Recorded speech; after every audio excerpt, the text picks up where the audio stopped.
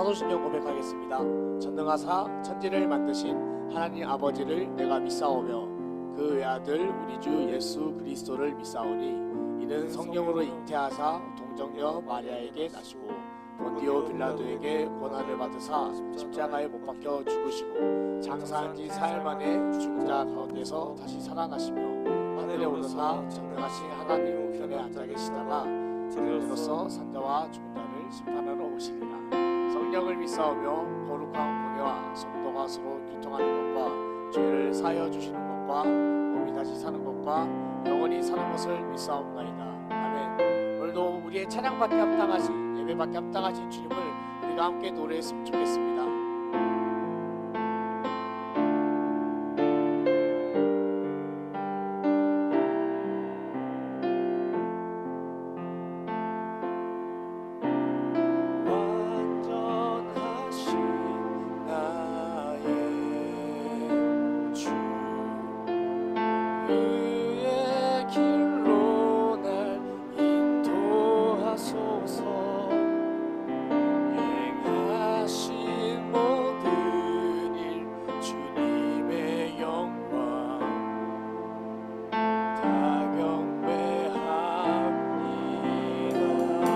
처음부터 완전하신 나의 주님, 완전하신 나의 주, 그의 길로 날 인도하소서. 행하신 모든 일 주님의 영광 다 경배합니다. 예배합니다.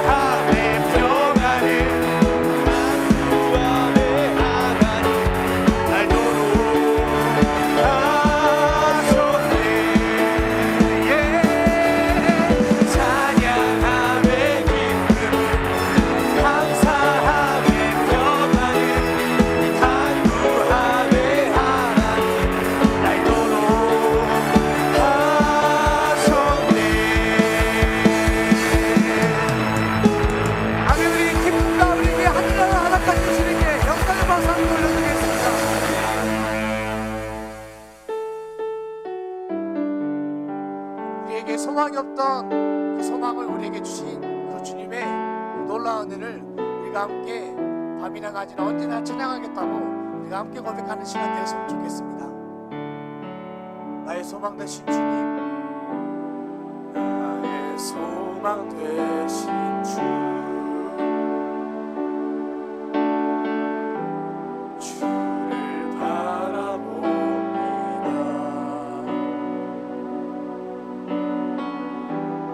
다시 오실 나의 왕 예수,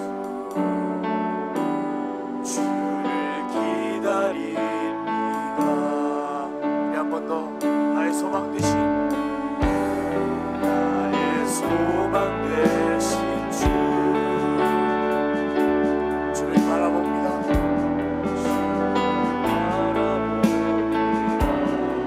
아멘. 다시 오실 나의 왕, 다시 오실 나의 왕 예수, 주를 기다립니다.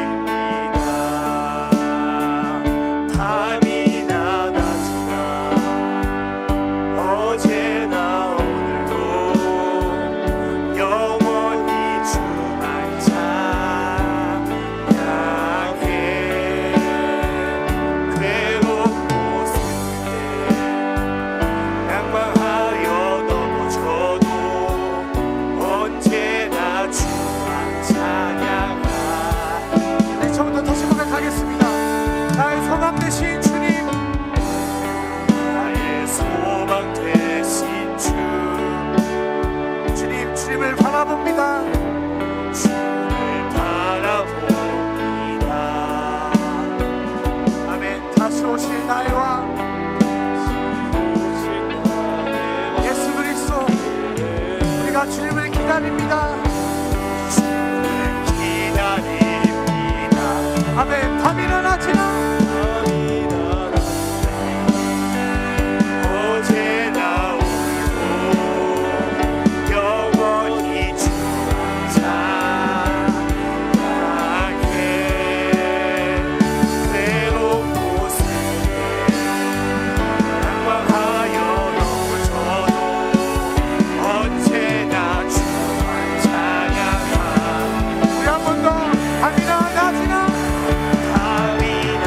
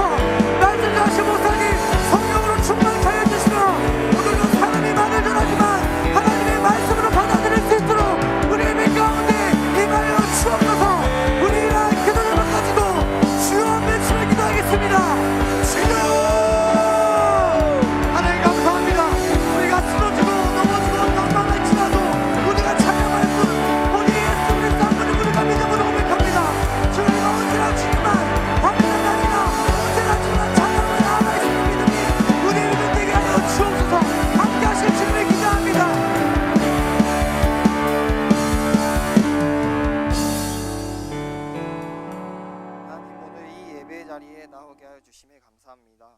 아직 오고 있는 친구들의 발걸음을 재촉하여 주시고 온라인 오프라인으로 예배하는 우리에게 크신 은혜를 주시고 말씀 전하시는 목사님을 통하여서 큰 은혜 받는 예배 되게 해주세요. 감사합니다. 예수님의 이름으로 기도드립니다. 아멘.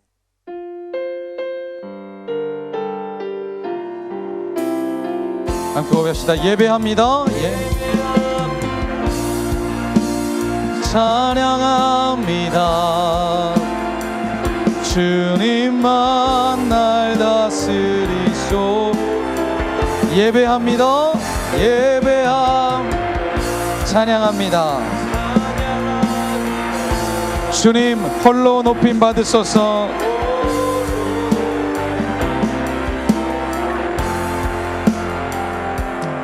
아멘. 오늘 우리 시간 하나님 말씀 함께 보겠습니다. 하나님 말씀은 출애굽기 20장 오늘은 15절 말씀입니다. 우리 계속해서 10계명 함께 보고 있어요. 여러분 10계명 재밌죠? 재밌죠? 표정은 전혀 지금 여전히 코로나인 것 같아. 표정은. 자 우리 출애굽기 20장 오늘은 제 10계명 중에 8계명 부분입니다. 8계명 맞죠? 8계명 부분. 자, 출애굽기 20장 15절 말씀 우리 찾았으면 함께 한 목소리를 읽읍시다. 시작. 좀 크게 읽읍시다. 크게. 자, 아침 시간에 여러분 우리가 좀 우리의 목소리와 우리의 지금 마음을 좀 업시키자. 자, 다시 한번 우리 큰 목소리 함께 읽읍시다. 시작. 도둑질 하지 말라. 자, 오늘 10계명 중에 제 8계명 가지고 하나님 말씀 함께 나누도록 하겠습니다. 오늘 말씀의 제목 함께 읽어볼까요? 자, 시작. 자, 오늘 바늘도둑이 소도둑된다라는 제목으로 출애굽기 20장 15절 말씀 가지고 함께 말씀 나누도록 하겠습니다. 자, 오늘은 말씀드린 것처럼 제 8계명입니다. 8계명의 핵심은 도둑질입니다. 도둑질하지 말라 였습니다. 자, 지난주 말씀 7계명이 뭐였죠? 뭐 하지 말라? 간음하지 말라. 간음하지 말라. 야동 보지 말라.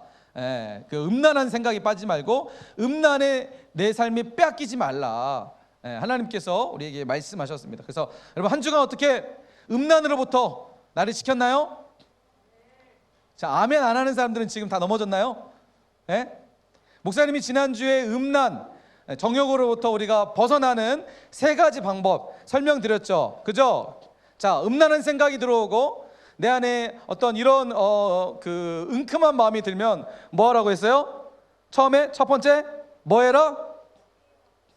그렇죠. 누가 얘기했는데 지금 알면서 지금 말 안 하는 건가요? 자, 처음에는 피해야 된다. 그렇죠? 두 번째는 뭐 하라고 그랬어요? 지켜라. 그렇죠? 나를 지켜라. 그죠? 다른 사람이 지켜주지 않는다. 내 몸은 내가 지켜야 되는 거예요. 그렇죠? 여러분 우리의 가지고 있는 우리의 성은 다른 사람이 지켜주지 않습니다. 절대로 지켜주지 않아요. 내가 지켜야 돼요. 특히 우리 여자친구들 잘 들어야 돼요. 남자친구들의 그 달콤한 말에 넘어가면 안 돼. 다들 지금 동의하지 않는 여러분 내가 지켜야 됩니다. 남자친구들도 마찬가지로 내가 지켜야 돼요. 자, 마지막 3번째가 뭐였죠? 지켜줘라 했어요. 첫 번째는 두 번째는 지키라고 해놓고 두 번째는 지켜줘라. 이게 무슨 말일까요? 다른 친구가 그죠? 나를 유혹하고 또 이상한 사진 보내주고 하면 어떡하라고요? 안 된다라고 거부하고 그 친구에게 잘못됐다라고 얘기해주는 그 친구의 성을 지켜줄 수 있는 우리가 돼야 된다. 이게 바로 지난주에 7계명과 관련된 내용을 가지고 함께 살펴봤어요. 여러분 코로나 때문에 혼자 있는 시간들이 너무 많아요. 이런 유혹이 이런 음란한 유혹이 우리 삶에 정말 많이 찾아온다는 거 여러분 많이 경험하실 거예요. 그럴 때마다 하나님 말씀이 여러분 삶의 기준이 되고 중심이 돼서 결코 흔들리지 않는 여러분 됐으면 좋겠습니다. 아멘. 자, 오늘은 8계명 도둑질과 관련된 내용을 가지고 함께 살펴볼게요. 목사님이 6계명 살인하지 말라라고 그 6계명과 관련된 내용을 설명할 때 6, 7, 8 계명은 사람과 사람, 이웃과 인간과의 관계에서 직접적 영향을 주는 계명이다라고 말씀을 드렸어요. 자, 1에서 4계명, 너는 나 외에 다른 신을 내게 두지 말라. 1계명과 2계명, 3계명, 4계명은 우리와 하나님과의 수직적 관계, 그죠? 수직적 관계에서의 말씀이라면 5계명부터 10계명은 수평적 관계, 인간과의 관계. 그러나 5계명, 내 부모를 공경하라는 하나님과 인간의 그 중심에 있는 계명이다 말씀을 드렸고요. 6에서 7, 8계명은 인간과의 관계에서 직접적으로 영향을 주는 그런 내용을 다루고 있다라고 말씀을 드렸어요. 그래서 6계명은 살인하지 말라, 7계명은 간음하지 말라, 8계명은 도둑질하지 말라 계명입니다. 자, 오늘 우리 삶 가운데 이 도둑질과 관련된 내용들을 가지고 우리가 함께 살펴보려고 해요. 6계명, 7계명, 8계명 우리가 각가지 계명을 가지고 말씀을 드릴 때마다 모르겠어요. 여러분 안에 그런 마음의 가책, 양심에 대한 어떤 그런 도전들 혹시 조금씩 느껴지고 있나요? 내가 살인자였구나. 내 삶 가운데 얼마나 많은 간음이 있었구나. 그리고 오늘 이 말씀을 통해서 내 삶 가운데 내가 벗어날 수 없는 이 도둑질이라는 벗어날 수 없는 삶이 내 삶 가운데 있었구나라는 것들을 혹시 여러분 가운데 발견되어지는 그런 시간들이 됐으면 좋겠습니다. 그런 삶이 없다면 정말 감사하겠지만, 그러나 우리 삶을 자세히 돌아보면 내 삶 가운데도 여전히 이 도둑질이라는 문제 앞에 한 사람도 벗어날 수 없는 그런 부분들이 있을 거라고 생각이 됩니다. 자, 오늘 말씀을 계속 내가 정말 도둑질을 했는지 목사님과 함께 이 말씀을 통해서 들으면서 함께 살펴보도록 합시다. 우리 오늘 말씀의 제목처럼 우리나라 속담에 보면 이런 속담이 있죠. 바늘도둑이 뭐 된다고요? 자, 무슨 말이에요? 바늘도둑이 소도둑 된다. 무슨 말이에요? 이 마이크 소리 좀만 올릴 수 있을까요? 제가 목이 좀 아픈데. 네. 그리고 베이스 소리 조금만 줄여주시고요. 하이 소리를 조금 좀 올려주시면 좋을 것 같아요. 자, 소리 네, 바늘도둑이 소도둑 된다. 무슨 말이죠? 어떤 말이에요? 그죠? 맞아요. 지금 여러분이 생각하고 있는 거 맞아요. 네. 자, 바늘도둑이 소도둑 된다. 바늘을 도둑질하는, 그러니까 바늘을 훔친 사람은 결국 뭘 훔친다고요? 속까지 훔친다는 거예요. 그러니까 작은 것에 내가 탐해서 그것을 내가 훔치는 사람은 결국은 그것이 어떻게 확장이 되냐면 소를 훔치는 데까지 확장이 되는 거예요. 그러니까 바늘 훔친 사람이 소를 훔치는 사람이 아니라 바늘을 훔쳤던 사람이 결국 소까지 훔치게 되는 그런 결과가 있기 때문에 우리나라 속담에는 바늘도둑이 소도둑 된다라는 이야기가 있습니다. 여러분, 이 도둑질이요 얼마나 심각한 문제냐면, 나는 쉽게 생각해서 작은 거 하나 그냥 슬쩍 가져왔을 뿐인데 그것의 파급, 그것의 영향은요 엄청나게 우리 삶을 찾아온다는 거예요. 뿐만 아니라 이 하나가 내 삶을 무너뜨리는 뿐만 아니라 작은 거 하나가 결국 한 공동체와 한 나라에게 엄청난 위협이 되게 된다는 것입니다. 도둑질 하나가 얼마나 큰 위험이 되냐, 성경에 보면 도둑질과 관련된 내용이 등장하는 본문들이 참 많이 있습니다. 근데 대표적으로 어떤 사건이 있냐면 바로 이 아이성 전투 사건이 있습니다. 여러분, 아이성 들어봤어요? 네. 아이성 안 들어봤어요? 성경을 보면 아이성이라는 곳이 있어요. 네. 이름도 참 웃기죠. 아이성이에요. 말 그대로요 작은 성이에요.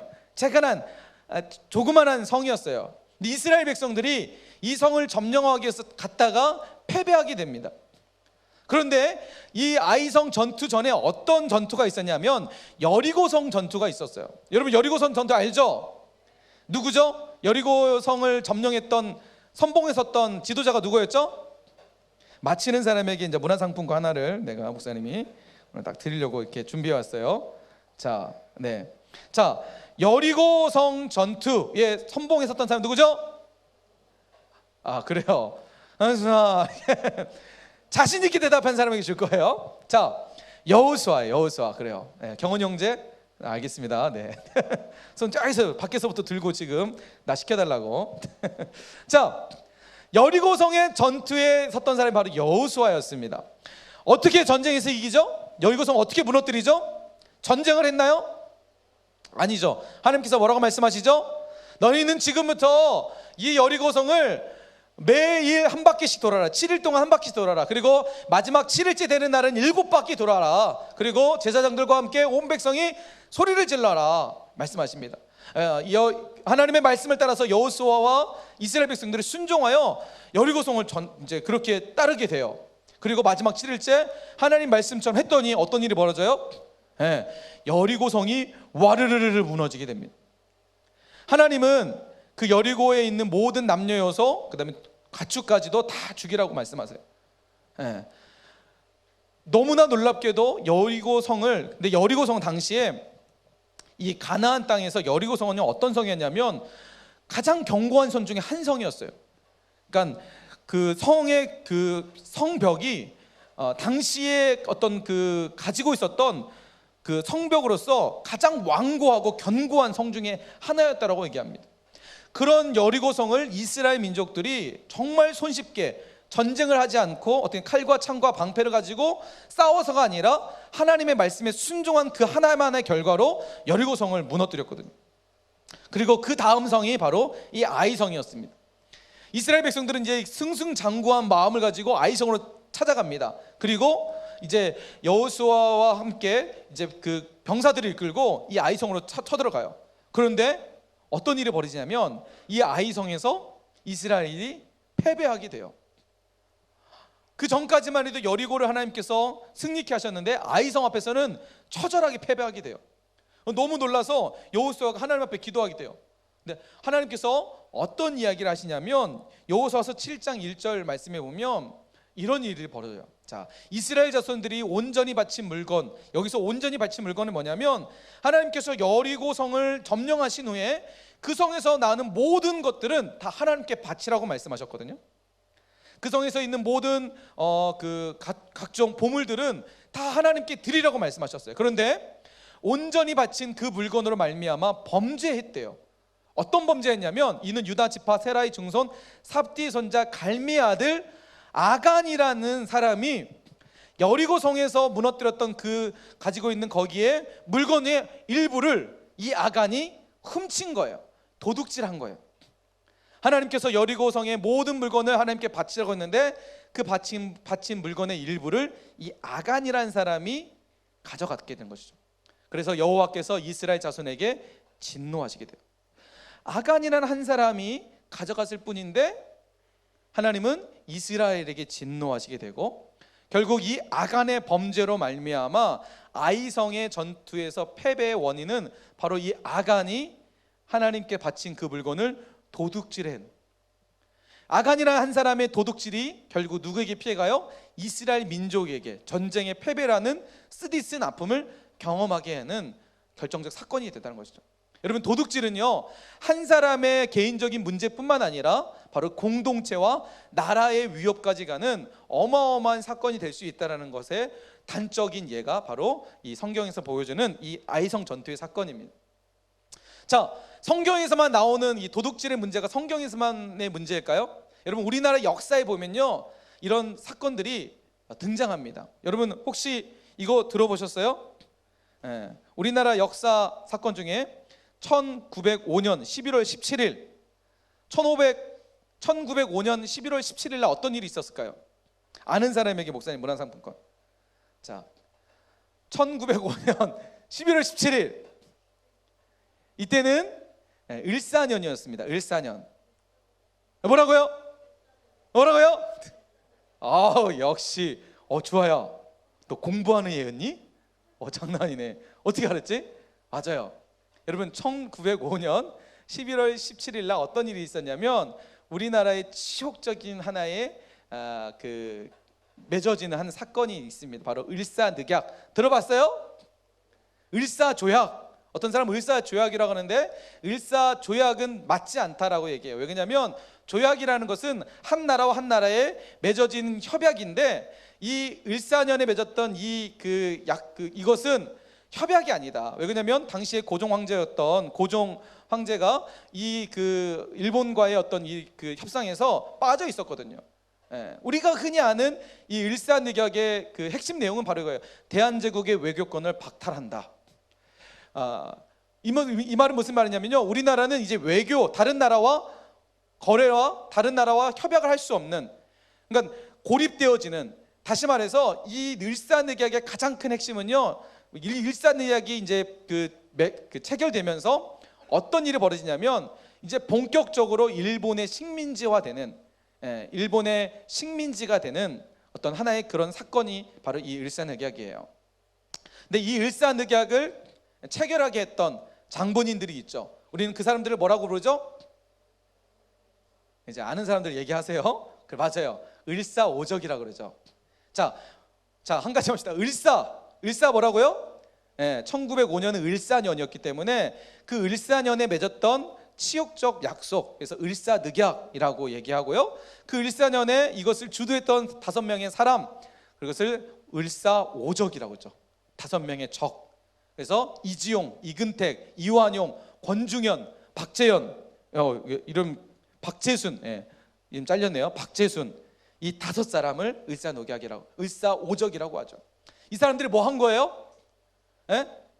1905년 이후부터 우리나라는요, 일본의 이제 강력한 식민 통치에 접어들게 돼요. 수많은 백성들이 일본의 압제에 고통당하고 죽임을 당하는 이런 가장 치욕적 사건을 하는데, 이 5명의 사람이 바로 우리나라를 일본에게 팔아넘긴, 다시 말해서 나라를 도둑질해서 일본에게 팔아넘긴 사건이 바로 이 을사늑약, 을사오적이라는 것입니다.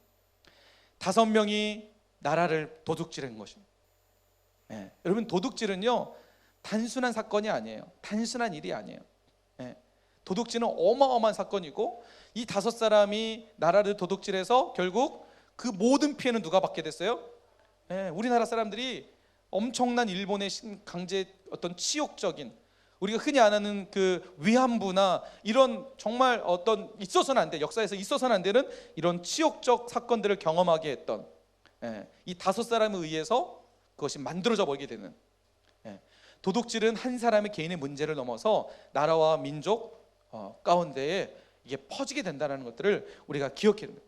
그래서 하나님은 도둑질하지 말라고 말씀하고 있어요. 나는 그냥 뭐 바늘 하나 살짝 훔쳤을 뿐인데, 아니에요.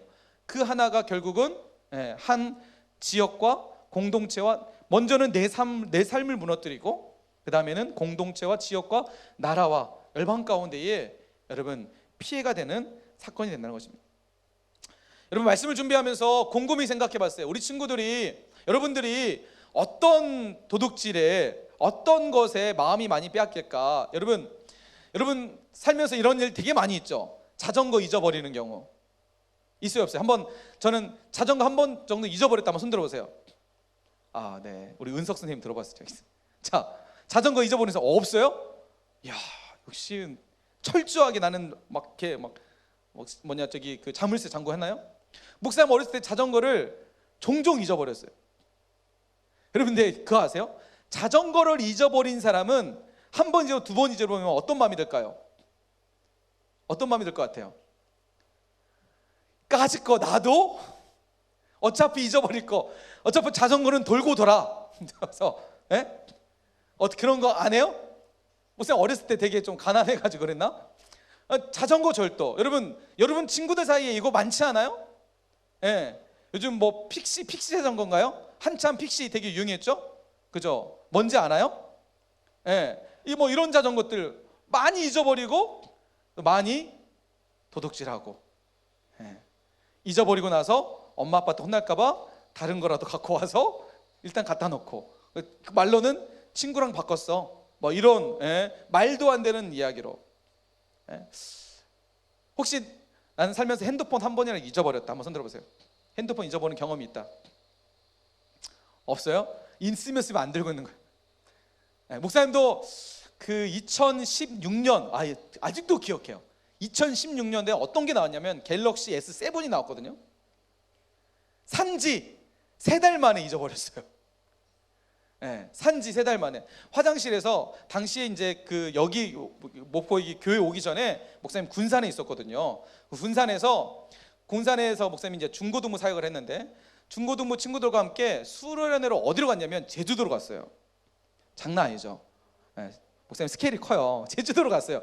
제주도로 가가지고 뭘 했냐면 첫째 날 제주도에 딱 도착하자마자 첫째 날 제주도 왔으니까 뭐 해야 돼요? 물놀이 해야 된다.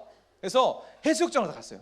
친구들 애들 막 이제 다 어딜 가서 그 해수욕장을 보내고 목사님도 옷을 갈아입었잖아요. 옷을 갈아입으려고 화장실에 가서 옷을 갈아입으면서 핸드폰을 거기 딱 놓고 온 거야. 변기통에다가 딱 놓고 온 거야. 딱 돌아오고 나서 아차 하고 돌아온 순간 있었을까 없었을까요? 산지 3개월밖에 안 됐는데 전화를 막 했어요. 전화기가 꺼져 있대요. 위치 추적이 될까 안 될까요? 나중에 보니까 유심까지 뺐더라고요. 완전 범죄를. 그때 얼마나 가슴이 쓰리는지. 산지 3개월밖에 안 되는데 이게 이제 뭐 약정 기간도 이제 한참 남아 있는데 그런 엄청난 사건을 목사님이 경험하면서 참 가슴 아팠던 적이 있는데, 여러분도 그런 경험이 여기 중에서 한 사람 있을 거라 생각이 돼요. 스마트폰. 그런데 그 유혹에 나도 빠질 수 있다는 거죠. 만약 여러분 앞에 최신형 아이폰 최신형 핸드폰이 여러분 앞에 딱 놓여 있다고 생각해요. 내가 화장실 들어갔는데 거기 핸드폰이 딱 있어요.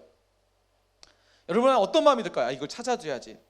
우리 친구들은 다 그런 마음이 들 거라 생각이 됩니다. 그런데 많은 사람들이 그러지 못한다고. 듣는 순간 나도 갖고 싶다라는 이 욕구가 결국은 범죄로까지 이루어지게 되는. 여러분 나중에요, 그거 기억하세요? 이걸 나중에 여러분이 그냥 주었다고 해서 난 주운 거니까 죄 아니야. 여러분 스스로는 죄가 아니라고 생각할지 모르겠지만 법적으로 보면 주운 물건을 주인에게 돌려주지 않는 것도 법적 체벌이, 법적 책임이 있다는 거 기억하세요? 그러니까 앞에 떨어져 있는 10,000원짜리 지폐 하나, 1,000원짜리 지폐 하나 내가 주었다고 해서 주운 거니까 내 거, 이런 마음을 가지면 여러분 된다 안 된다? 안 된다. 여러분 이게 돌려주지 않으면요 나중에 법적으로 처벌받습니다. 주운 물건도 돌려줘야 돼요. 지금 당장 내가 바닥에 주웠으니까 어떻게 돌릴지 모르겠다. 경찰서나 가까운 곳에, 아니면 그냥 놓고 가세요. 누군가가 잃어버린 사람이 다시 와서 찾을 수 있잖아요. 그러니까 여러분 기억하시기 바랍니다. 자, 그리고 솔직히 목사님 말씀 준비하면서 정말 양심의 가책이 너무 많이 찔렸던 게 뭐냐면, 초등학교 때 정말 배고팠을 때 많이 배가 고팠거든요. 학교 앞에 문구점 그냥 못 지나치잖아요. 좀 나이 드신 할머니가 또 그때 마침 계셔가지고 친구들이랑 몰래 이렇게 과자 하나씩. 참. 지금 들어보니까 내가 왜 그랬을까 정말 한심스럽고 후회가 되는데, 여러분 이런 적 없어요? 종종 옆에 그 GS 편의점에서 약간의 의심의 눈초리로 아주머니가 지금 보는 경우들이 있어요. 그냥 나도 모르게 주머니에 이렇게 집어넣는. 여러분 우리는 이런 유혹으로부터 결코 넘어지면 안 될 줄 믿습니다. 또 이거 많죠 여러분, 헌금. 종종 여기 딱 들어올 때 우리 부장님사님이 저번에 봤대요. 딱 들어오는데 헌금을 내야 되는데 하고 헌금 목표가 없으니까 그냥 들어와서 이렇게. 그 헌금은 어디로 갔을까요? 솔직히 목사님도 초등학교 때 그랬어요. 초등학교 때 그랬어요.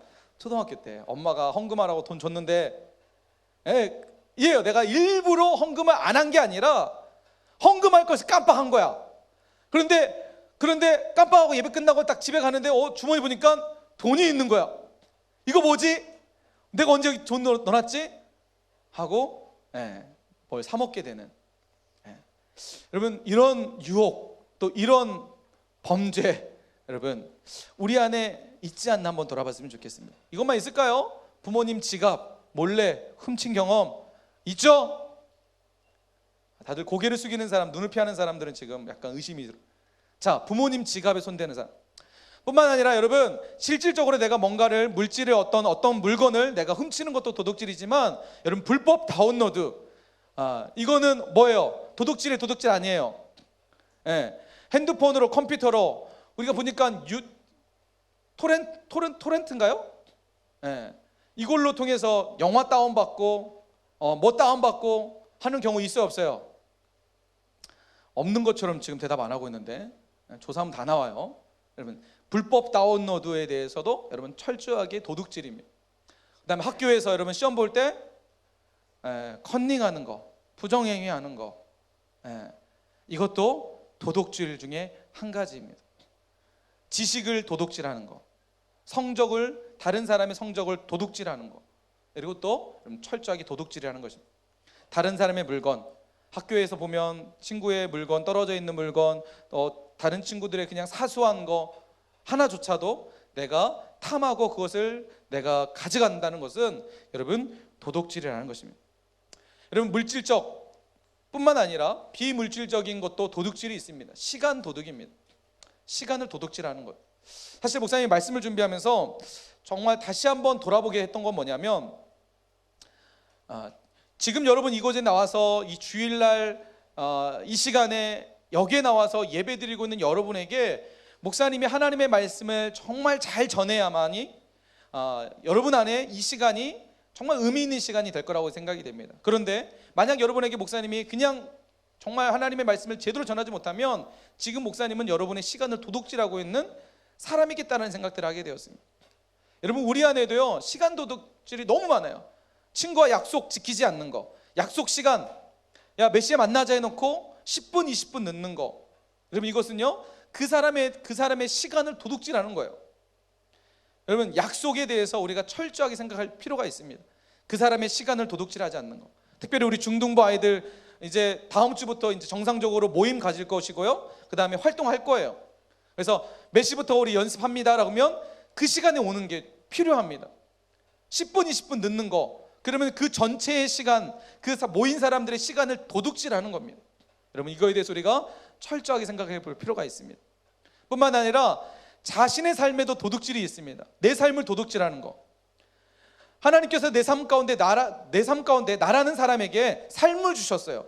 그런데 내가 이 삶을 허비하고 있거나 낭비하고 있다면 하나님이 주신 그 삶을 내가 지금 도둑질하고 있는 거예요.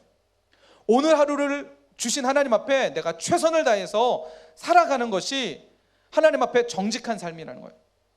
나태하거나 게으르면 결국 시간을 도둑질하게 되고 내 삶을 도둑질하는, 하나님 앞에 도둑질하는 사람이 된다는 것입니다. 뿐만 아니라 지식 도둑이 있죠. 다른 사람의 지식을 훔치는 것, 이것도 도둑질이고, 친구들의 삶을 도둑질하는 사람도 있습니다. 친구들의 인생을 망가뜨려 버리고 비행으로 친구들을 이끌어가고 하나님의 말씀이 아닌 다른 것으로 세상적으로 친구를 끌고 가는 사람은 그 친구의 삶을 도둑질하는 겁니다. 여러분 내가 물건을 훔친 것만 도둑질이 아니라 내 삶 가운데 이 도둑질이라는 문제는요 너무나 밀접하고 가까이 있다는 사실을 여러분 기억해야 돼요. 부모님의 삶을 여러분이 도둑질할 수도 있습니다. 부모님이 정말 누려야 될 삶이 있는데 나 때문에 부모님이 지금 희생하고 있다면, 나 때문에 지금 부모님이 그거에 대해서 어떤 마이너스의 어떤 삶을 살고 있다면 그것은 부모님의 삶을 내가 지금 도둑질하고 있는 거예요. 여러분 하나님 앞에 결코 우리가 이런 부끄러운 모습으로 쓰진 않기를 간절히 원합니다. 자, 오늘 말씀을 통해서 하나님은 우리에게 말씀하십니다. 도둑질하지 말라. 너 도둑질하면 안 돼. 다른 사람의 물건에 대해서 네가 함부로 생각하면, 함부로 취하면 안 돼. 그리고 다른 사람의 시간과 너의 삶과 그 다음에 다른 이웃의 삶에 대해서도 도둑질하면 안 돼 라고 주님이 말씀하십니다. 그렇다면 여러분 왜 우리는 도둑질하게 될까요? 왜 우리는 도둑질하는 것일까요? 무엇 때문에 도둑질하게 되는 것일까요? 자, 여러분 정신심리학적으로, 목사님이 지금 이제 정신심리학까지 여러분에게 지금 접근하고 있어요. 정신심리학자 프로이트라는 사람은 인간이 가지고 있는 정신의 세계를 세 가지로 구분을 했어요. 이드라는 정신과 에고라는 정신, 그리고 슈퍼에고라는 정신이 있대요. 사람은요 무의식 속에 이 세 가지가 공존한대요. 이드는 뭐냐면요 본능적, 사람들이 가지고 있는 본능적인 것들, 충동적인 거, 본능적인 거, 뭐예요? 어떤 스마트폰이 있으면 갖고 싶다라는 본능, 이게 바로 이드라는 거예요. 자, 에고는요 현실이에요. 현실, 지금 나라는 거고요. 슈퍼에고는 뭐예요? 이걸 내가 가지면 안 돼 라는 생각이에요. 그러니까 도덕적이고 윤리적인 생각이 슈퍼에고예요. 그러니까 사람은요 이드와 슈퍼 에고의 중심에서 이 에고라는 이 그 사람이 가지고 있는 나라는 존재가 이것을 결정한다는 거예요. 바른 결정을 한다는 거예요. 본능적인 것에 끌리지 않고 그 다음에 점차 내가 좋아지는 슈퍼 에고로, 다시 말해서 하나님의 어떤 성경적 가치관 속에 살아가는 나로 내가 살아가기 위해서 선택을 한다는 거예요. 그런데 도둑질은 뭐예요? 뭐에 빠지는 거예요? 내 본능, 이드에 내가 무너지는 거예요. 갖고 싶다는 그 욕망에 내 에고와 슈퍼 에고가 무너져 버리는 거예요. 예. 그러니까 여러분, 좋은 게 보면 사람은 누구나 갖고 싶다는 생각을 할 수 있어요. 지금 내 앞에 지갑이 떨어져 있는데 지갑을 딱 열어보니까 5만 원짜리가 5장이 딱 들어있는 거예요. 어떤 마음이 들 것 같아요? 갖고 싶다는 마음이 당연히 든다는 거예요. 이게 사람이라는 거예요. 그런 사람 안에 뭐예요? 하나님의 말씀, 슈퍼에고, 하나님의 말씀, 도둑질하면 안 돼! 라는 하나님의 말씀이 같이 공존하게 되는 거예요. 그럴 때 에고는 뭘 선택하느냐? 슈퍼에고, 하나님의 말씀을 선택할 때 그것부터 벗어날 수 있는 거예요. 그런데 많은 사람들이 하나님의 말씀이 아닌 이드, 자신의 본능을 쫓아 그것을 취하게 되는 거죠. 이게 바로 우리가 도둑질하는 원인이라는 거예요. 도둑질하게 되는 원인이라는 거예요. 여러분, 사람은 누구나요, 본능적인 것이 당연히 있기 때문에 유혹을 받을 수밖에 없어요. 좋은 게 보이면 갖고 싶을 수밖에 없어요. 다른 사람들 볼 때 다른 사람 누리고 있으면 나도 누리고 싶은 마음이 인간이 가지고 있는 기본적 본능이라는 거예요. 그런데 그 본능 속에서 현실적인 나를 볼 줄 아는 사람, 그리고 하나님의 말씀의 기준에서 내가 그 말씀을 따라가는 사람, 반대로 하나님 말씀이 아닌 그냥 내 본능을 쫓아가는 사람, 여러분, 이 두 사람으로 나눠진다는 것이죠. 하나님은 왜 우리에게 도둑질하지 말라고 했냐면, 여러분, 도둑질하지 말라고 하신 하나님의 의도는 뭐냐면 바로 이거예요. 우리 함께 한번 읽어볼까요? 자, 시작. 자, 다시 한번 읽어봅시다. 다시 한번 시작. 우리가 정직을 통해서 얻는 기쁨을 누리길 원하신다.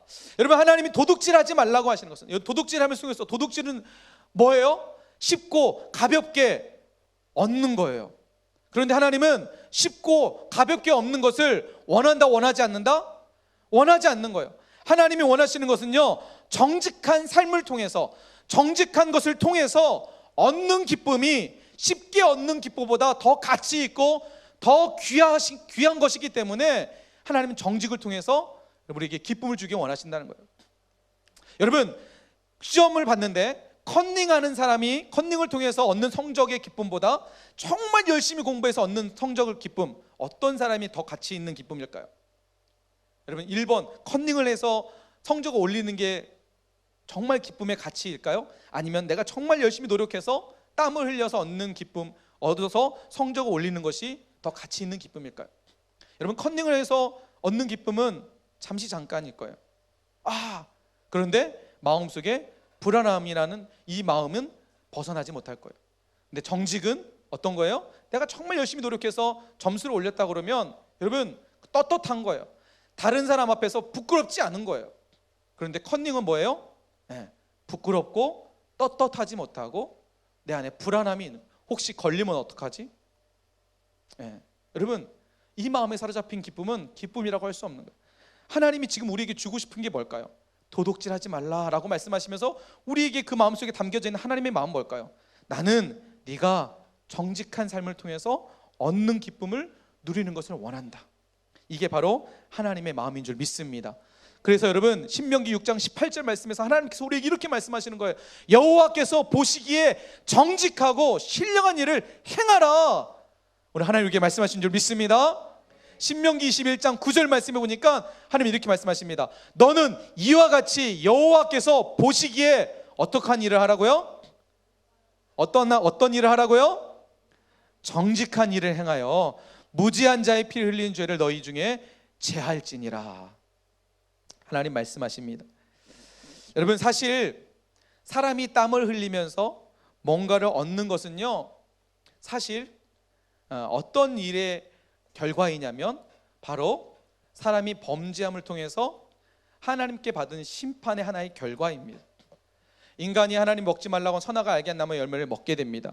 그리고 하나님께서는 사람에게 어떤 심판을 내시냐면 네가 다시 흙으로 돌아갈 때까지 얼굴에 땀을 흘려야만 먹을 것을 먹으리라고 말씀하셨습니다. 인간이 땀을 흘려서 노동을 통해서 수확을 얻는 것은 어떤 결과이냐면 죄의 결과라는 거예요. 죄로 인해서 인간이 받게 될 형벌이라는 겁니다. 그런데 여러분, 이 형벌 속에는요 하나님의 중요한 마음이 담겨져 있어요. 뭐예요? 어떤 마음일까요? 여러분, 우리는 땀을 통해서요 뭘 느끼냐면 내가 누구인지를 알게 돼요.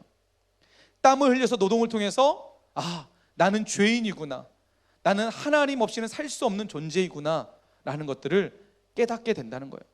그리고 하나님의 어떤 분이신지를 깨닫게 된다는 것입니다. 여러분, 정직한 삶, 땀을 흘리는 정직한 삶은 내가 누구인지, 하나님이 어떤 분이신지를 발견하는 중요한 통로가 되는 것입니다. 그런데 땀 흘리지 않고 도둑질을 통해서 얻는 것은, 여러분, 이런 하나님의 놀라우신 은혜를 경험할 수 있을까요? 땀을 통해서 얻는 이 하나님의 놀라운 신비를 우리가 깨달을 수 있을까요? 아니요, 깨달을 수 없어요. 도둑질은 잠시 잠깐 누리는 기쁨은 있을지 모르겠지만 그것은 영원하지 않고, 뿐만 아니라 그것은 결국 내 삶을 망가뜨리고 우리의 이웃과 우리의 가정과 이웃과 나라와 민족을 망가뜨리는, 여러분, 결정적 사건입니다. 그러나 정직한 삶은 나를 살리게 됩니다. 아멘. 정직한 것은 우리 가정을 살리고 나라와 민족과 열방을 살리는 중요한 방향이 됩니다. 오늘 하나님께서 우리에게 도둑질하지 말라고 말씀하셨습니다. 여러분, 삶 가운데 수없이 찾아오는 이 물질의 유혹, 이 도둑질이라는 물질의 유혹, 또 삶과 시간과 내 삶을 도둑질하고 싶은 나태함과 게으름, 이기적인 마음들이 찾아올 거예요. 그럴 때마다 여러분 기억하십시다. 하나님이 내게 원하시는 것은 정직이라는 것. 우리 한 가지만 더 기억했으면 좋겠습니다. 이런 도둑질의 유혹이 찾아올 때 우리는 이 말씀을, 이 사실을 우리가 늘 가슴속에 새겼으면 좋겠습니다. 여러분, 코람데오라는 얘기 들어봤어요? 코람데오는 어떤 뜻이냐면 하나님 앞에서요. 따라서 합시다. 코람데오. 우리 한번 마스크 썼지만 마지막 이거하고 이제 우리 함께 찬양하고 기도할 건데 끝낼 거예요. 마지막 시간이니까 우리 한번 얘기합시다. 코람데오. 목사님 따라서 하시면 코람데오. 여러분 삶 가운데 끊임없이 되뇌이세요. 코람데오. 무슨 말이에요? 하나님 앞에서. 여러분, 죄의 유혹이 내 삶 가운데 찾아올 때마다 코람데오. 나는 하나님 앞에 서 있어. 나는 하나님 앞에 있어. 여러분, 우리가 죄악의 유혹이 내 삶 가운데 찾아올 때 나는 하나님 앞에 있어 라는 생각을 가진 사람은 결코 죄의 유혹 앞에 쉽게 넘어지지 않을 거예요. 그것을 당당하게 거부할 수 있는 삶이 될 줄 믿습니다. 여러분, 우리가 하나님 앞에서라는 정체성을 잃어버리는 순간 우리는 유혹 앞에 속절없이 넘어지게 돼요. 죄의 이 달콤함 앞에 쉽게 넘어질 수밖에 없습니다. 여러분, 우리는 하나님 앞에 사는 사람들입니다. 하나님 앞에 서 있는 사람들입니다. 여러분, 이 정체성, 이 존재, 그래서 수많은 죄악이 유혹이 올 때마다 코람데오. 나는 하나님 앞에 있어. 나는 결코 이 죄악 앞에 넘어지지 않을 거야. 여러분, 어떠한 삶 앞에서도 도둑질은 하나님 앞에 범죄입니다. 아무리 작은 걸지라도 범죄입니다. 정직으로 하나님의 기쁨이 되고 코람데오의 인생으로, 삶의 중심으로 하나님 앞에서 오늘 하루도, 그리고 우리에게 주시는 모든 삶의 시간들을 승리할 수 있는 저와 여러분 되시길 주님의 이름으로 간절히 축원합니다. 우리 말씀 생각하면서 함께 이 찬양합시다. 우리 주는 완전합니다. 함께 이 찬양하시면서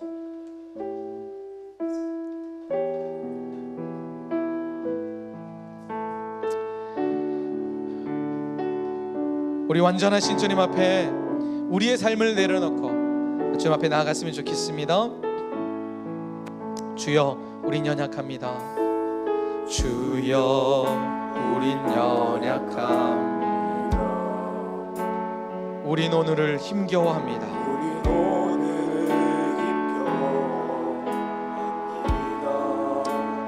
주 뜻 이루며 살기에 주님 부족합니다.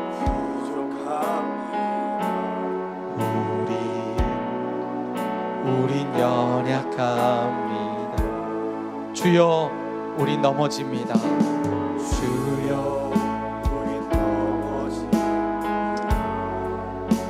하루 또 실수합니다. 오늘 하루 또 합니다. 주의 긍휼을 구하는 주의 긍휼을 죄인입니다.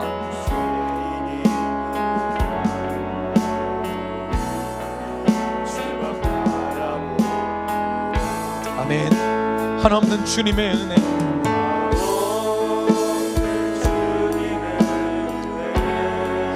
온 세상 위에 넘칩니다. 온 세상 위에 넘칩니다. 가릴 수 없는 주 영광, 가릴 수 없는 주 영광 온 땅 위에 충만합니다. 고백합시다. 주님만이 길이오니. 우리 함께 고백하기 원합니다. 우린 그 길 따라갑니다.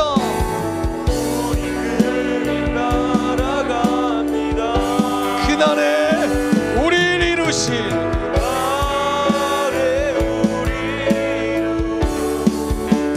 우리 주님은 완전합니다. 주는 완전한 한없는 주님의 은혜, 넘는 주님의 은혜 온 세상 위에 넘칩니다. 가릴 수 없는 주여, 오늘도 내 삶을 덮으시는 주님의 그네 앞에 우리가 믿음으로 나아가기 원합니다. 주여, 주여 충만하게 하여 주시옵소서. 주님만이 길이오니. 오늘도 주님, 우리는 그 길을 선택하며 따라가기 원합니다.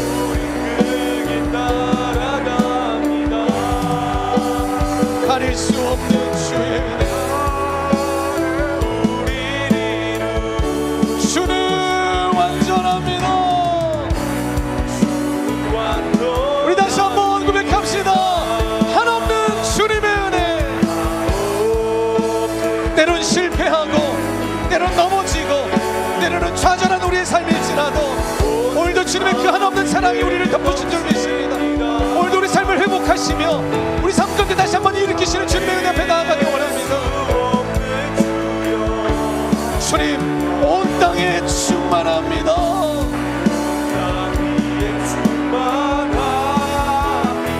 주님만이 길이오니. 주님, 주님 그 길 따라가게 하여 주시옵소서. 그 길 따라갑니다. 가릴 수 없는 나의 우리 주는 완전합니다. 우리 함께 기도합시다. 여러분, 그렇습니다. 여러분, 우리는 연약합니다. 수없이 넘어지고요, 목사님도 수없이 넘어집니다. 죄의 유혹 앞에 속절없이 무너질 때도 있습니다. 그러나 목사님이 이 자리에 나와서 하나님 말씀 전할 수 있는 것은 오늘도 변하지 않는 그 하나님의 은혜가 목사님 삶을 덮고 있기 때문인 줄 믿습니다. 회개하고 자복하며 주님 앞에 나아갈 때 우리를 용서하시고 다시 새롭게 일으켜주시는 주님의 은혜가 우리 가운데 있기 때문인 줄 믿습니다. 우리는 넘어지고 또 실수하지만 우리가 다시 한번 주님 앞에 믿음으로 나아간다면 하나님께서 우리를 일으켜주실 줄 믿습니다. 무너졌던 우리의 신앙을 다시 한번 세워줄 줄 믿습니다. 처절하게 실패했던 우리의 인생을 다시 한번 일으켜줄 줄 믿습니다. 이 시간 함께 기도합시다. 혹시 도둑질로 인해서 남의 물건을 탐하면서 부인할 수 없는 죄악된 모습이 있다면 하나님 앞에 회개합시다. 하나님, 제가 다른 사람의 물건을 함부로 대했습니다. 몰래 훔쳤습니다. 주님, 용서하여 주시옵소서. 내 삶을 무너뜨리고 망가뜨리는 것을 하나님 잊어버리면서 하나님, 이 언덕가운 일들을 제가 행했습니다. 주님, 용서하여 주시옵소서. 다시는 그런 죄악 앞에 살아가지 않게 하여 주시옵소서. 시간도 도둑질했고 내 삶을 도둑질했고 다른 친구들의 삶을 도둑질하며 살았습니다. 주님, 용서하여 주시옵소서. 이제는 정직한 삶으로 보람되어 하나님 앞에서 살아가는 인생 되게 하여 주시옵소서. 이 시간 우리 가운데 주여 은혜로 충만히 채워 주시옵소서. 이 시간 주님의 은혜를 구하시면서 주여 한번 우리 함께 기도하며 나아가겠습니다. 주여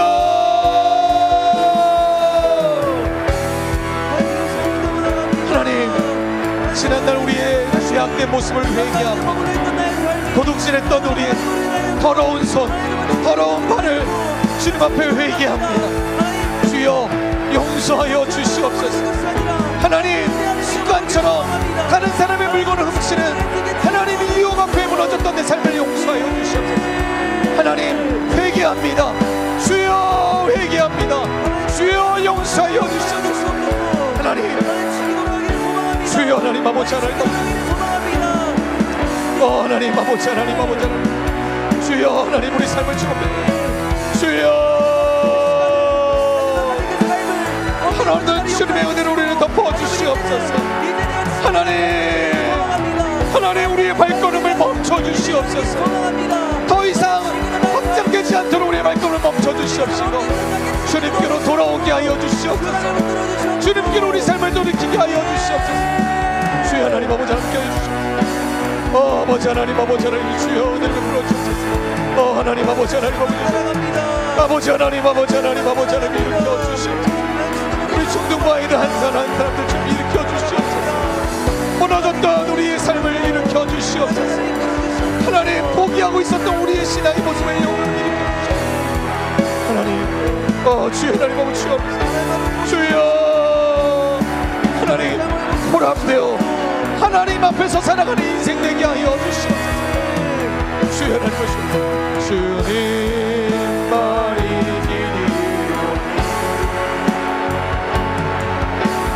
우린 그 길 따라갑니다. 그날의 우리 주는 완전합니다. 주는 완전합니다. 한없는 주님의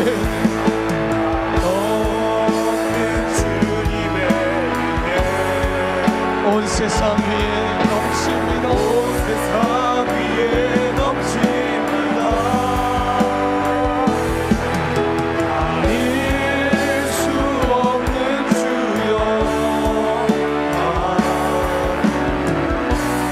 온 땅 위에 충만한, 이 시간 준비하신 예물 하나님께 드리겠습니다.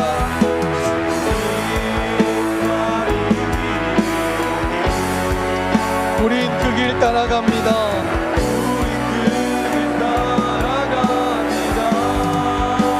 그날에 우리 이루신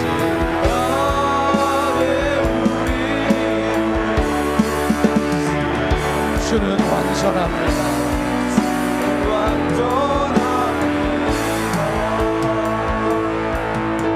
하나님, 완전하신 주님 앞에 우리가 철저하게 우리의 자신을 보게 하시니 감사합니다.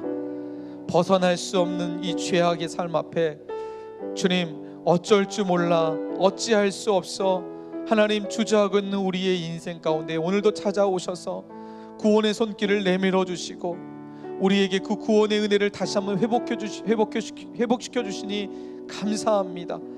하나님, 오늘도 주님의 그 은혜가 우리 삶을 세워가시고 주님의 은혜가 오늘도 우리 삶을 이끌어 가심이 또한 감사드립니다.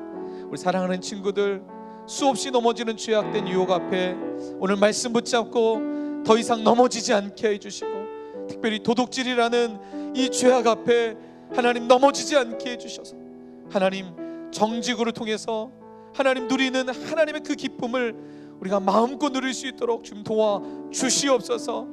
보람되어 하나님 앞에서 서 있다는 사실을 잊지 않게 하여 주시옵시고, 하루하루 인생 가운데에 혼자 있는 것이 아니라 오늘도 하나님이 나와 함께 하시고 내 삶을 지켜보고 계시고 내 삶을 이끌어 가시고 내 삶을 거룩한 인생으로 세워가시는 그 하나님이 나와 함께 하심을 기억하게 하심으로 하나님, 우리 친구들 어떤 삶 가운데도 거룩한 인생으로 거룩한 하나님의 사람으로 멋지게 쓰임받을 수 있도록 인도하여 주시옵소서. 오늘 말씀 듣고 한 주간 승리하기 원합니다. 하나님 안에서 정직한 땀을 통해서 놀라우신 은혜, 하나님의 놀라우신 하나님의 존재를 발견할 수 있는 복된 시간 될 수 있도록 인도하여 주시옵소서. 코로나19 하나님 점차 수그러들게 하시니 감사합니다. 우리의 일상이 속히 회복되게 하여 주시옵시고, 학교로 속히 우리가 돌아갈 수 있도록 도와주시옵시고, 무엇보다도 우리의 신앙 무너졌던, 또 잊혀져 버렸던 우리의 신앙 다시 한번 회복시켜 주셔서 다음 주부터 시작되는 이제 영적 새로운 시작들을 하나님 꼭 붙잡아 주셔서 역사하여 주셔서 성령의 충만한 기름 부어 주셔서 하나님 이전에 우리가 하나님 앞에 드릴 수 없었던 가장 멋진 예배로, 가장 멋진 신앙의 모습으로 하나님께 나아갈 수 있는 우리 중등부 될 수 있도록 역사하여 주시옵소서. 오늘 하나님 앞에 귀한 힘을 올려드립니다. 주님 기쁘게 받아주시고 들어진 손길들마다 크신 복으로 함께 해주시고, 하나님 이 예물이 아주 멋진 곳에, 복음이 하나님 세워지는 곳에 귀하게 쓰임받을 수 있도록 하나님 이 예물 가운데도 주여 은혜 내려 주시옵소서. 감사드리며 사랑이 많으신 예수님의 이름으로 축복하며 간절히 기도드립니다. 아멘. 지금은 우리 주 예수 그리스도의 은혜와 하나님의 무한하신 사랑하심과 성령님의 위로 교통하심이 오늘 말씀 듣고 내가 누구인지, 하나님이 어떤 분이신지 우리의 땀을 통해서 깨닫게 되고, 그래서 우리의 삶에 더 이상 도둑질이라는 유혹 앞에 넘어지지 않기로 결단하는, 코람되어 인생으로 살아가기로 결단하는 우리 사랑하는 친구들 머리머리 위에, 우리 선생님들 머리머리 위에, 우리 중등부와 우리 교회와 이 지역과 이 나라의 민족과 열방 가운데에 지금부터 영원토록 함께 있을지어다. 아멘. 우리 하나님께 영광 백설을 드리겠습니다. 교회 앞에 광고 드리겠습니다. 자, 목사님 기도했던 것처럼 다음 주 돌아오는 토요일 토성축제부터 교회에서는 힐링 캠프가 진행이 되고요. 토요일부터 힐링 캠프가 진행이 되고요. 우리 중등부도 마찬가지로 다음 주 돌아오는 오는 토요일부터 5월 9일부터 토성축제 및 토요 새벽에 찬양팀 모임과 큐티 모임, 각 팀별 모임을 갖고요. 4시 기도 모임 정상적으로 진행이 됩니다. 그리고 5월 10날 다음 주 주일날 9시 기도 모임 정상적으로 진행이 되니까요. 우리 찬양팀과 사역팀 친구들은 잊지 않고 함께 참여해 주시고, 우리 나머지 친구들도 토성축제 그동안 쭉 쉬었잖아요. 그죠? 오랫동안 쉬었죠? 한두 주 쉴 때는 이러도 되나? 교회 가고 싶다 이런 마음이 들다가 셋째 주, 넷째 주, 한 달, 2달 되니까 점차 우리의 일상이 익숙해져 버리는 그런 현상들이 오고 있는 것 같아요. 목사님도 요즘 매일 새벽에 나가고 있어요. 뭐 항상 나갔지만 매일 새벽에 나가고 있어요. 그러다가 하루 딱 빠졌잖아요. 그러면 그 다음 날 나가는 게 힘들어요. 하루 빠졌을 뿐인데 다음 날 나가는 게 피곤하고 하루 어떤 리듬이 깨지는 것 같아요. 그런데 점차 삶을 이렇게 하나씩 균형을 잡아갈 때 신앙과 삶이 참 하나님 은혜 가운데에 세워지는 것들을 경험하게 되는 것 같습니다. 우리 친구들도 이제 돌아오는 토요일부터 이제 다시 시작합니다. 그동안 우리의 꺼져 있었던, 우리의 식어졌던 우리의 영성과 하나님을 향한 그 마음들을 다시 한번 불태워왔으면 좋겠습니다. 목사님 좀 전에 기도했던 것처럼 우리가 이제 코로나 가운데에 우리의 존재, 또 내 삶이 어떻게 바뀌었는지 우리 처절하게 경험했잖아요.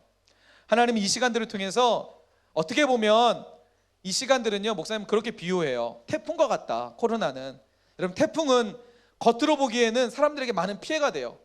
자연재해로 인해서 많은 사람들이 피해를 보지만 자연 생태계를 보면 태풍은 꼭 필요한 그 어떤 그 하나의 현상이에요. 바다의 모든 어떤 그 물들을 정화시켜줘서 다시 생태계가 원활하게 돌아가게 되는, 인간이 살아가는 생태계를 건강하게 만드는 중요한 하나의 역할을 하게 됩니다. 코로나도요, 어떻게 보면 우리의 영적 신앙의 태풍과 같은 거예요. 겉으로 보기에는 우리의 영적 생활에 많은 제한이 되지만 하나님은 지금 우리의 신앙을 어떻게 보면 리셋시키는, 다시 리셋시켜서 그동안 나태해 있고 그동안 안일했던 우리의 신앙을 다시 한번 점검하게 하시고 다시 시작하게 하시는, 마치 우리가 처음 예수님을 믿었던 그 시간으로 돌아가게 하셔서 우리의 신앙을 다시 세워가기 원하시는 하나님의 특별한 시간들이지 않을까 생각이 됩니다. 여러분 5월 9일부터 시작이 됩니다. 토성축제부터 우리가 힘써 주님 앞에 나아갔으면 좋겠습니다. 그 하나님의 그 일하심을 그 일하심의 주인공이 내가 됐으면 좋겠습니다. 여러분 멋지게 쓰임 받을 수 있는 여러분 됐으면 좋겠습니다. 그래서 5월 9일부터 시작이 되니까 빠지지 않고 우리 함께 참여해 주시고요. 그 5월 17일까지 세례, 입교, 학습 그럼 그 모집하고 있습니다. 5월 31일 날, 5월 30일 날 세례 축제 주일인데요. 만 14세, 지금 중학교 2학년 친구들 중에서 생일이 지난 친구들 중에서 유아세례를 안 받은 사람은 학습을 받아야 되고요. 그 다음에 유아세례를 받은 친구들은 입교를 하게 되면 됩니다. 이해되시죠? 3학년 친구들 중에서 예를 들어서 3학년 중에서 교회 출석한 지 6개월 이상이 되고요. 그 다음에 유아세례를 받았는데 입교하지 않는 친구들은 입교 대상자가 되고, 또 세례를 입교 따로 유아세례를 안 받은 친구들은 입교 대상자가 됩니다. 그런데 2학년 때 입교를 받은 친구들은 3학년 친구 중에서 입교를 받았는데 세례를 안 받은 친구로는 세례 대상자가 됩니다. 이해되시나요? 목사님 좀 어렵게 설명했나요? 자, 자세한 내용은 우리 담임 선생님께 문의하시고요. 정 모르는 친구들은 목사님께 오시면 목사님이 자세하게 설명드리겠습니다. 혹시 내가 유아세례 받았는지 안 받았는지 우리 친구 잘 모를 수 있어요. 모르는 친구들은요 꼭 부모님께 찾아가서 엄마 나 유아세례 받았어? 엄마도 잘 모르겠는데 하면 안 받은 거예요. 다시 받으세요. 예? 물론 세례 2번 받는 거 아니지만 받았는지 안 받았는지 감을 모르겠어, 기억이 안 나, 그러면 일단 그냥 받으세요.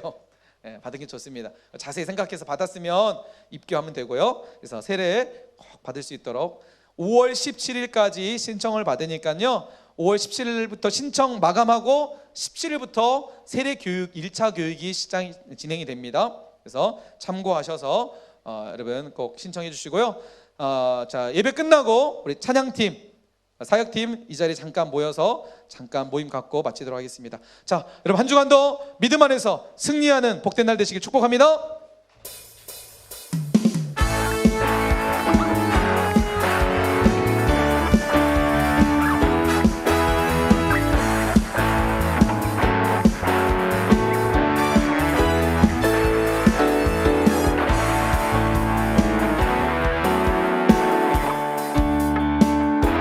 자, 찬양팀하고 사역팀은 앞자리로 잠깐 모여주세요.